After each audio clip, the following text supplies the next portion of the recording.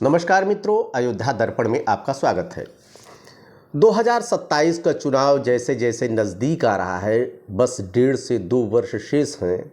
मुख्य विपक्षी दल उत्तर प्रदेश में समाजवादी पार्टी, जो 2017 के बाद सत्ता से दूर है, सत्ता पाने के लिए कोई कोर कसर नहीं छोड़ रही है। पहले जो उसका EMI समीकरण था, वो अब कन्वर्ट हो चुका है PDA में। PDA में मतलब कि पिछड़ा, दलित, अल्पसंख्यक। तो मैंने पिछड़ों की बात की, दलित की बात की। आज मैं अल्पसंख्यक, जो मुस्लिम, जो कोर वोट बैंक है सपा का, उसकी चर्चा करने जा रहा हूं। वैसे बता दूं मित्रों, मैं 10 नाम केवल मैं आपको सामने लेने जा रहा हूं, लेकिन 10 नहीं, कम से कम 40 से 45 मुसलमानों को सपा टिकट देगी, मुस्लिमों को एकदम बिछा देगी, ऐसा लग रहा है। चूँकि PDA का जो नारा दिया है, अल्पसंख्यक, मतलब 3 पार्ट में तीसरा पार्ट जो है अल्पसंख्यक वाला जो है, उसको ये मजबूती से धरातल पर उतारेगी। आपको ये भी बता दें कि 2022 में जो कि प्रचंड लहर थी भाजपा की, ऐसी स्थिति में 34 विधायक सपा से जीत गए। उनका रिजल्ट बहुत अच्छा रहा है। इसके पहले 2017 में तो 24 ही विधायक थे, जिसमें से कुछ विधायक जो 34 जीते थे RLD के साथ चले गए, और कुछ पियरका चाचा ओम प्रकाश राजभर के साथ भी गए। लेकिन जो रिकॉर्ड रहा सपा का 34 विधायक, जिसमें कि सपा पूरी तरह से हारी थी 2022 में, एक अपने में अनोखा रिकॉर्ड था। मित्रों, शुरुआत में करता हूं आजम खां से। हालांकि 10 में ये नहीं आते हैं। आजम खां मुस्लिम चेहरा सबसे बड़े, आज से नहीं आदि से समाजवादी पार्टी के रहे हैं। लेकिन इनकी कहानी तो आपको पता है। ये सपरिवार जेल जा चुके हैं, इनके ऊपर दुनिया आरोप प्रत्यारोप लगे, इतने मुकदमे हैं, इनको सज़ा भी हो चुकी है। जैसा कि कानून है कि 2 वर्ष की अगर सज़ा हो जाती है तो आप चुनाव लड़ने से वंचित कर दिए जाते हैं। तो पिता पुत्र के ऊपर चूँकि सज़ा हो चुकी है, अभी इनके पुत्र तो बाहर भी आए हैं, अब्दुल्ला आजम, लेकिन न चुनाव से वो न चुनाव लड़ पाएंगे, न चुनाव आजम खान लड़ पाएंगे। राजनीतिक रूप से ये एकदम से मिट चुके हैं, इनकी कमर टूट चुकी है।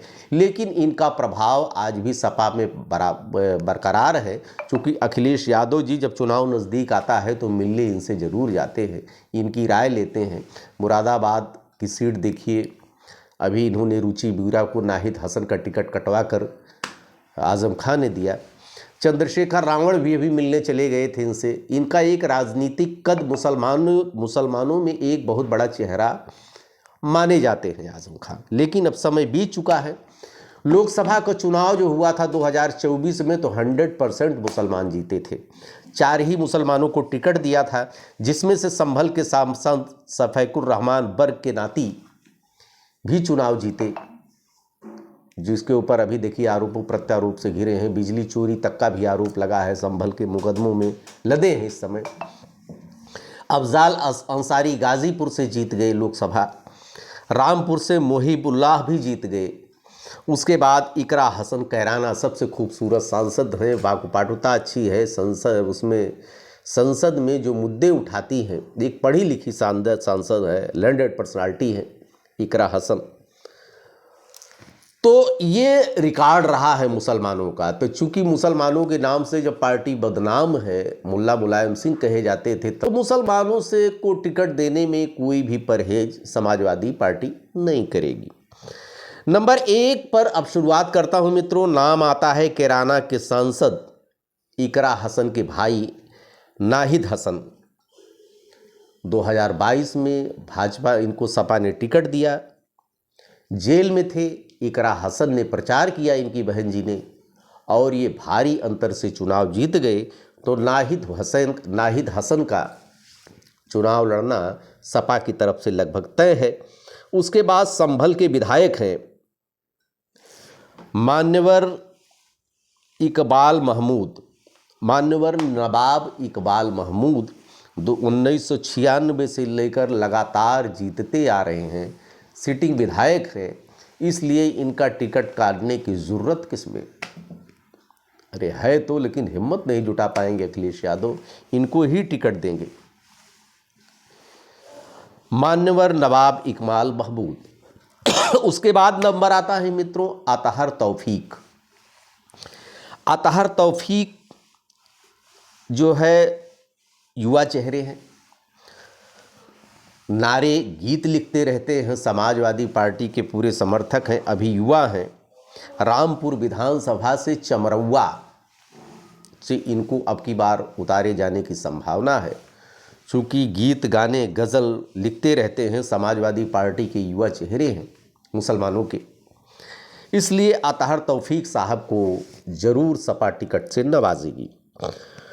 उसके बाद आते हैं, हालांकि ये थोड़ा सा विवादित हैं, हाजी फिरोज खान गब्बर बीकापुर अयोध्या। 2 बार से लड़ रहे हैं, थोड़े थोड़े अंतरों से हार जाते हैं, चूँकि बीकापुर विधानसभा ऐसी है कि वहाँ पर मामला हिंदू मुस्लिम हो जाता है। पिछला बार अमित सिंह चौहान जीत गए 5-5.5 हज़ार वोटों से, 2 बार इनको मौका दिया गया, 2 बार भी हार गए। लेकिन कुछ वहाँ पर और भी टिकट के दावेदार हैं जो शुरू से ही बीकापुर के लिए आस लगाए बैठे हैं, खाटी सपाई हैं। लग रहा है कि इनका टिकट बदला जाएगा, लेकिन हो सकता है इनको रुदौली शिफ्ट कर दें, चूँकि रुदौली के रुश्दी मियाँ जी का स्वास्थ्य बहुत ख़राब है और अयोध्या लोकसभा क्षेत्र में एक टिकट मुसलमान को देना है।